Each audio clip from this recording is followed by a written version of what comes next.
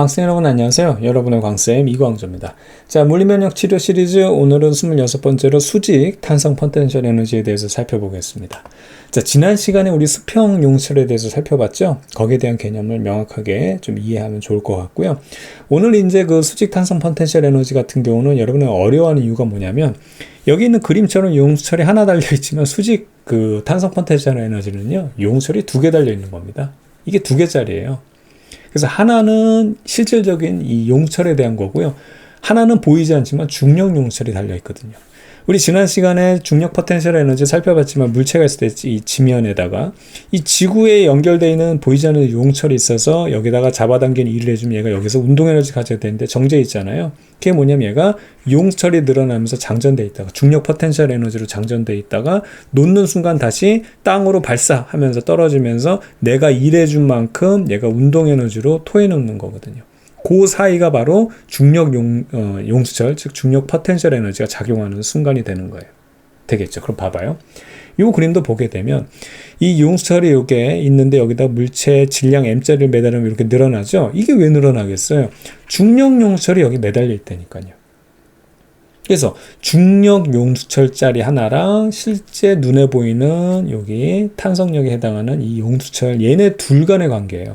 근데 여기서 골 때리는 게 뭐냐면 중력 용수철은 MGH 해가지고 요게 길이 늘어난 이 변화되는 길이에 그냥 비례하는데 탄성력은 X만큼 늘어났다 하면 2분의 1 KX의 제곱이라서 얘는 제곱이거든요. 요 둘 간의 어떤 수식적의 괴리 때문에 요 수식적인 괴리 때문에 여러분들이 이거를 되게 어렵게 생각을 하는 겁니다. 아시겠죠? 그래서 그거를 잘 체크해야 되겠고요. 두 번째로 우리가 지난 시간에 살펴봤지만 중력 포텐셜 에너지는 기준을 어디에 잡느냐에 따라서 다 다르죠. 일반적으로 지구에 놓였을 때 우리 중학교 때 배웠을 때 그냥 지면으로 살펴봤지만 기준을 어디에 잡는지 따라 달라져요. 그러니까 이게 지금 용철 같은 경우는 이걸 지면으로 볼 건지 아니면 얘가 진동하는 진동 중심으로 볼 건지 이거에 따라서 중력 포텐셜 에너지가 그죠? 플러스가 표현되기도 하지만 마이너스로 표현된다니까요. 이것 때문에 여러분 미치는 거예요. 그래서 선생님은 이거를 마이너스로 표현되지 않도록 하는 방법으로 이제 광쌤이 역학 시스템 해석으로 이어갈 겁니다. 우선은 그렇게 하나 잡고 넘어가도록 하고요. 그 다음에 진동 중심이 우리 수평 용철에서는 원래 길이었죠. 그죠? 원래 용철이 이렇게 원래 길이가 있었으면 이 원래 길이에서 이렇게 쭉 잡아당겨서 놓게 되면 띠용띠용 해서 여기가 원래 길이가 진동 중심이었는데 수직 용철에서는 진동 중심이 원래 길이가 아니라는 사실이에요. 그죠? 자, 그럼 요거부터 우선 체크를 하고요.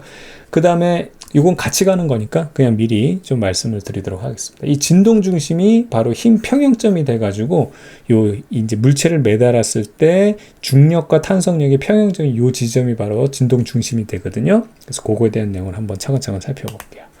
자, 우선 한번 보겠습니다. 우선은 용철이 두 개가 매달려 있다는 사실 기억나죠? 그래서 여기 보면 보이지 않는 중력 용철이 있다는 사실입니다. 그럼 여기서 중요한 포인트가 뭐냐면 잘 보세요. 원래 물체를 여기 달아놨을 때요. 중력이 작용하지 않으면 그냥 여기 물체 그대로 매달려야 돼요. 그렇죠. 근데 얘가 이만큼 끌려왔다는 얘기는 뭐예요? 중력이 얘를 잡아당기고 있다는 얘기거든요. 그리고 만약에 여기 용철이 없었다면 중력이 잡아당기면 어떻게 되겠어요? 그냥 얘가 그냥 바닥까지 떨어질 거 아니에요? 근데 여기 어떻게 매달려 있죠? 이건 뭐예요? 용철이 뭐예요? 얘를 못 가게 막고 있다는 얘기예요. 즉 얘가 이렇게 물체를 매달아서 그냥 가만히 살살 내려놨을 때 여기 공중에 이렇게 한 중간쯤에 떠 있는 거, 여기 떠 있는 상황은 뭐냐면 얘가 잡아당기는 중력 mg와 그 다음에 여기 만약에 x만큼 늘어났다고 한번 가정해 볼게요. 그리고 용철 상수가 k짜리 용철이라고 한다면 얘가 지금 못 내려가게 잡아당기는 끌어당기는 kx가 서로 뭐예요? 힘의 평형을 이루고 있다는 얘기입니다. 되겠죠? 바로 그 내용이에요. 그래서 우리가 이러한 상황에서 알 수 있는 거는 바로 지금 중력 mg와 그 다음에 탄성력인 kx, x가 늘어났다는 가정하에서 얘네들이 같다라는 우리가 관계를 하나 얻을 수 있는 거예요. 되겠죠? 좋습니다. 그래서 요거는 기본적으로 우리가 이런 식으로 해가지고 만약에 용철 상수가 이제 뭐 안 주어졌다 그러면은 이게 이제 질량 주어지고 중력 가속도 10일 거고요. 그 다음에 늘어난 길이가 주어져요. 그러면 용철 상수를 구하는 문제가 주로 나오거나 아니면 용철 상수가 주어지는 경우에 늘어난 길이를 구하게 되는 거예요. 그러니까 질량 주어지고 그 다음에 중력 가속도 10일 거고요. 용철 상수가 주어졌어요. 그러면 늘어난 길이가 이제 얼만큼 늘어났는지를 구하게 되는 이런 이제 기본적인 관계를 하나 뽑아낼 수 있는 거예요. 그게 바로 이 두 번째 그림에 해당하는 겁니다. 그때 이제 요 지금 수직용철의 가장 큰 특징은 진동 중심이 수평용철과 다르게 원래 길이가 아니라 그랬었죠. 바로 뭐냐면 진동 중심이 힘의 평형점이 이 지점이 진동 중심이에요. 그래서 여기서 띠용띠용 띠용띠용 더 많이 늘리면 얘가 이만큼 늘어나가죠. 그러면 얘가 올라갈 때도 이만큼 올라가서 띠용띠용 해서 이 진동 중심이 힘의 평형점인 요 지점이 된다는 사실을 우리가 알고 있어야 돼요. 그냥 상식적으로. 거기에 대한 거를 선생님이 한번 유도를 해서 얘기를 할 겁니다. 한 번만 해보면 되는 거라서 그리고 어렵지도 않아요. 자, 예를 들어서 질량 M인 물체를 여기다 매달아 가지고요. 서서히 내려놓게 되면 천천히 이게 손으로 잡고 이렇게 천천히 내려주게 되면 평형점에서 멈추는데 이게 아니고 손을 딱 치워버렸어요. 그럼 얘가 쭉 우선 늘어나서 최대로 늘어났다 다시 띠용띠용 띠용띠용 띠용띠용 할 거란 말이에요. 이때 진동 중심이 과연 힘의 평형점이 되는지를 살펴보겠다는 거죠. 이해가죠? 자, 그럼 한번 해볼게요. M이라는 애를 놓고 난 다음에 손을 딱 놓게 되면 중력이 일을 해가지고 여기까지 끌어내리는 겁니다. 그래서 처음에는 여기에 정지해 있는 상황에서 얘는 운동 에너지가 없어요. 그런데 손을 딱 놓게 되면 중력이라는 애가 얼마만큼 이때 늘어난 길이를 A라고 놓을게요. 선생님 여기는 X 이렇게 해서 이렇게 보기 좋게 표현했지만 그냥 임의로 A로 잡은 거예요. 얼만큼 늘어난지 모르지만. 그럼 A만큼 일을 했어요. 그럼 요 지점에 왔다는 거예요. 그럼 요 지점에 왔을 때 어떻게 되냐면 순간 여기 최대점으로 여기 최대로 늘어나서 멈췄다가 다시 올라갈 텐데 그 멈춘 순간이거든요. 그럼 이때 운동 에너지 있어요? 없어요? 없어요. 그럼 중력이 일해준 양이 운동 에너지로 전환돼야 되는데 운동 에너지 없죠. 어디로 갔어요? 바로 여기 용철이 늘어났죠. 용철에 장전된 거예요. 그럼 얼만큼 장전됐냐면 이게 2분의 1 용철 상수 K에다가 A만큼 여기서부터 여기까지 A만큼 늘어났으니까 A의 제곱이 되는 겁니다. 됐죠? 그래서 우리가 이 관계를 하나 뽑아낸 게 다예요. 얘는 얘랑 똑같다. 중력이 일한 만큼 다 용철에 장전됐어. 그냥 그 얘기거든요. 어렵지 않죠? 그런데 아까 힘의 평형점에 대한 관계 살펴봤죠? 얘가 그때 요만큼 힘의 평형점 보게 되면 X만큼 늘었을 때, 그렇죠? 요 KX와, 자, 다시 한번. 요 KX와 여기 지금 얘가 이제 못 가게 막는 거, 그 다음 얘가 중력 용철이 끌어당기는 mg라는 크기가 같아야 되는데 요 관계식을 적용해 보자고요. 그래서 KX가 mg라고 돼 있으니까 여기서 mg 대신에 KX를 넣을게요. 그럼 KXA는 2분의 1 KA의 제곱입니다. K 없어지고요. 그쵸? 여기 보면 A 하나 없어지고요. K 없어지고 A 하나 없어지게 되면 X라는 것은 얼마가 되냐면 2분의 1 A가 돼요. 즉 얘가 처음에 이 평형점 X만큼 여기 그냥 이렇게 자연스럽게 내려놨을 때 이 X가 뭐냐면 얘가 축 내려왔을 때 A의 절반이 된다는 사실이고, 즉 A라는 것은 다시 얘기하면 어떻게 되냐면 A라는 것은 EX가 됐잖아요. EX. 그렇죠? 그러니까 A라는 것은 EX가 된다는 사실을 알 수 있기 때문에 여기가 진동 중심이 되는 겁니다.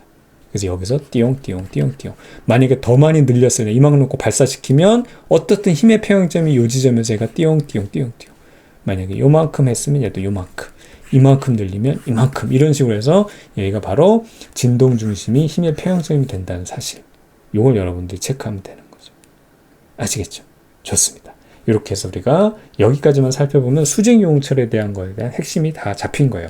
첫 번째는 뭐냐면 두 개의 용철, 눈에는 보이지 않지만 여기 보면 두 개, 수직용철은 두 개의 용철이 존재한다. 그리고 그 다음에 이 용철에 대한 에너지를 구할 때는 얘는 어떻게 되냐면 X의 제곱 형태지만 얘는 뭐 X가 됐건 H가 됐건 H, 그쵸? 제곱 형태가 아니라는 사실.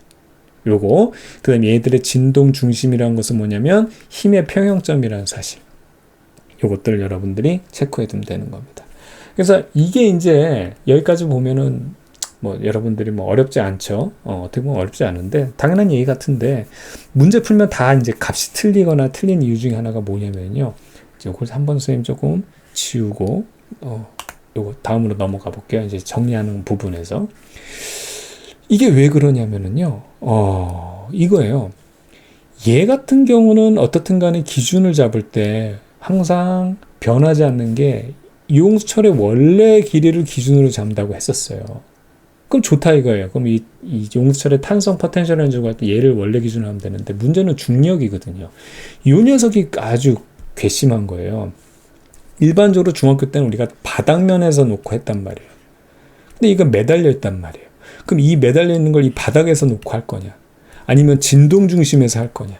아니면 여기서 할 거냐? 이걸 우리가 설정할 수 있는 거예요. 이 설정 값에 따라서 골치 아픈 거예요. 만약에 진동 중심으로 대부분 설정을 하려고 해요. 그러면 골치 아픈 게 뭐냐면 여기서부터 중력에 대해서 이 중력 용철에 대해서 올라가 있을 때는 뭐예요? 이게 뭐 mg의 x가 돼요. 이만큼 장전된 거니까 중력 용철이 이만큼 늘어났으니까. 근데 얘가 요만큼 내려왔죠. 이건 뭐예요? x만큼 내려왔으니까 어떻게 되냐? 마이너스 mgx가 돼요. 마이너스가 붙어요. 이게 지저분해지는 거예요, 이게. 아시겠죠? 그래서 요걸 갖다가 선생님 다음 시간에 어떻게 적용할 것인지에 대한 거는 광쌤역학 해석을 통해서. 선생님 광쌤역학 해석의 가장 핵심이 뭐라고 그랬어요? 플러스 마이너스가 되게 헷갈려거든요. 그 플러스 마이너스에서 마이너스를 없애고 해결하는 방법. 그거를 이제 중점적으로 설명하다 보니까 그래서 고안한 게 광쌤역학 시스템 해석이거든요. 그런 방식으로 해서 어떻게 이 수직 용수철을 해결할 건지 실제 문제를 가지고 해결해 보도록 하겠습니다. 자, 여기까지 고생했고요. 선생님은 다음 시간에 다시 만나도록 할게요.